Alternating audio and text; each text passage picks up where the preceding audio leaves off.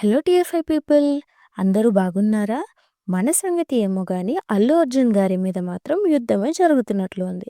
ఈ మధ్య కాలంలో ఆయన అరెస్ట్, మళ్ళీ బెయిల్ ఇదిలా ఉంటే, ఒక దిక్కు మన సీఎం రేవంత్ రెడ్డి గారు అసెంబ్లీలో అన్న మాటలు, పోలీసులు ప్రెస్ మీట్లో చెప్పే మాటలు, అతని ఇంటి మీద జరిగిన రాళ్ల దాడి, ఇవన్నీ సరిపోదు అంటూ ఇప్పుడు 'పుష్ప 2' సినిమా మీద తీన్మార్ మల్లన్న గారు పెట్టిన కేసు.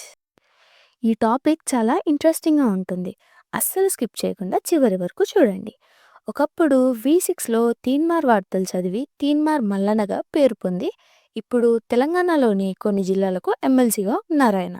అయితే రీసెంట్‌గా రిలీజ్ అయిన 'పుష్ప 2' మూవీలో స్విమ్మింగ్ పూల్ సీన్‌లో పోలీసుల్ని తక్కువగా చేసి చూపించారంటూ మేడిపల్లి పోలీస్ స్టేషన్‌లో కేసు నమోదు చేశారు. అయితే మల్లన్న గారు, మీరు 'పుష్ప' మూవీలో పోలీస్ సీన్ రిలేట్ చేసినట్టు అదే విధంగా మాట్లాడుకుందాం. అయితే పాయింట్ నంబర్ 1, ఏ మూవీకి అయినా డిస్క్లైమర్ అనేసి ఒకటుంటది. అది మీరు ముందుగా గమనించాలి.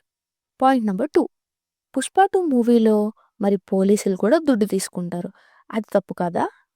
పాయింట్ నంబర్ 3, పాలిటీషియన్స్ కూడా 'పుష్ప 1' అలాగే 'పుష్ప 2'లో దుడ్డు తీసుకుంటారు. అలా అయితే వాళ్ళది తప్పు కాదా? పోనీ 'పుష్ప' సినిమాను వదిలేద్దాం. 'కేజీఎఫ్' మూవీలో హీరో పోలీస్ స్టేషన్‌నే కాల్చేస్తాడు. అలా అని యష్ మీద కేసేస్తారా? లేదా మన 'విక్రమార్కుడు' సినిమా తీసుకుందాం. రవితేజని షర్ట్ విప్పించి కొడతారు. అలా అని రాజమౌళి గారి మీద కేసేస్తారా? హుష్! ఇలా చెప్పుకుంటూ పోతే 'పోకిరి'లో సీను, 'టెంపర్'లో సీను ఇంకా ఎన్నో ఉన్నాయి. సో, అవన్నిటికి కేసేస్తారా? మరి ఇప్పుడెందుకు 'పుష్ప' సినిమా వల్ల అల్లు అర్జున్ మీద కేస్? మన రాష్ట్ర రాజకీయాల్లో అల్లు అర్జున్ గారి పేరు మారుమ్రోగిపోతుంది. దీని మీద మీ ఒపీనియన్ ఏంటో కామెంట్ చేయండి. మా కాంటెంట్ నచ్చితే please like, share and subscribe. అలాగే గంట సింబల్ కూడా కొట్టండి. మేము వీడియో ఇలా పెట్టగానే మీకు అలా అప్డేట్ వచ్చేస్తుంది.